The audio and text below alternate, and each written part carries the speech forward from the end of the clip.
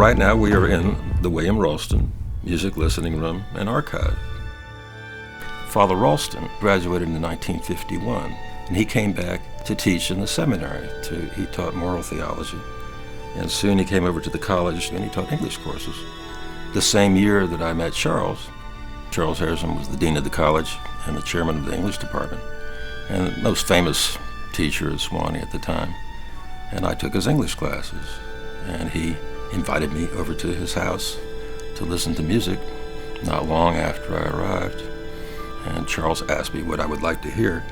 I walked into a living room that was lavishly furnished, and I had the biggest speakers I'd ever seen in my life. And they turned out to be Bozak symphonies.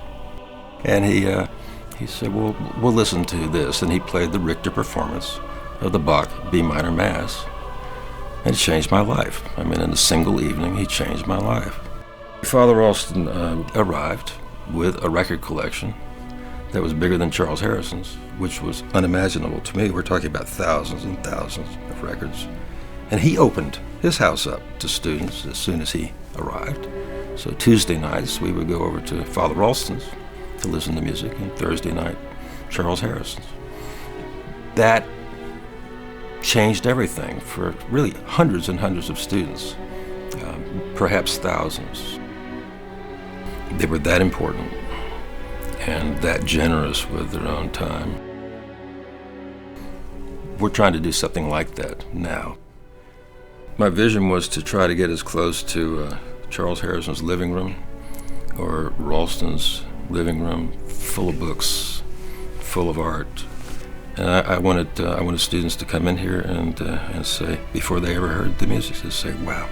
And I wanted them to hear something better than they'd ever heard in their lives. I want a conversion experience. That's what happened to me in a professor's home. We can do it on a much larger scale here, and it's working. This is in the context of a university with young minds that have never had this experience before, coming in and having their whole world open up. He was trained to be a parish priest and not an English teacher at Sewanee. And he finally took his church in Savannah, Georgia, a wonderful Gothic church, St. John's.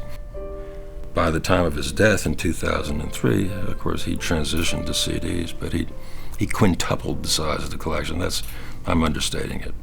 We're talking about well over 20,000 recordings in CD and LP. And we talked a good bit the last 2 years of his life about creating a facility at Sewanee. I mean, you have to house it, and you have to be able to showcase it. You don't just bring it to Sewanee and give it to a school in boxes.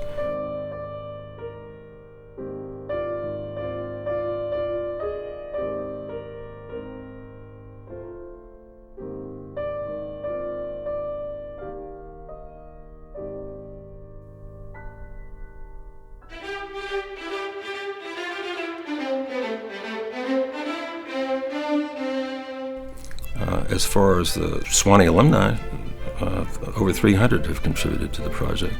They provided us with enough money to fund this. This is a $1 million facility.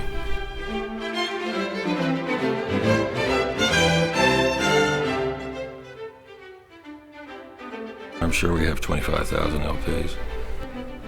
I'd say probably more than 12,000 LPs just in this room. CDs, 15,000, maybe more. Half the CD collection is unopened. He might have gotten to it if he lived into his later 80s, but he was not collecting for himself. He was collecting for an institution.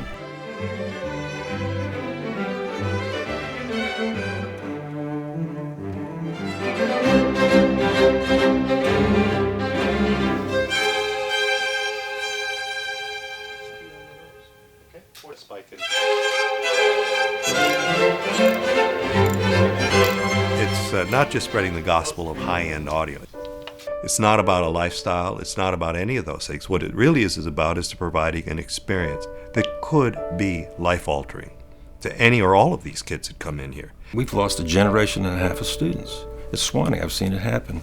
They don't know what they're missing. They're locked into earbuds, and the narcissism of compressed music. They listen alone. They're not really used to sharing their music.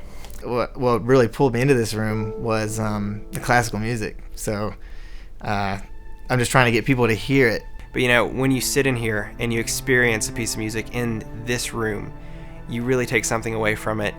Your friends do too, and you can talk about that later, and that's something that's really special about this room. So every week I put on a listening show, I guess, a listening session. I try to get as many people in here as I can. I started 2 semesters ago playing shows here, and all through Dr. Carlson. We're trying to introduce them to serious music. Some people call it classical music. I just call it serious music, music that requires concentration. I try to post as many posters up, tell as many people as possible.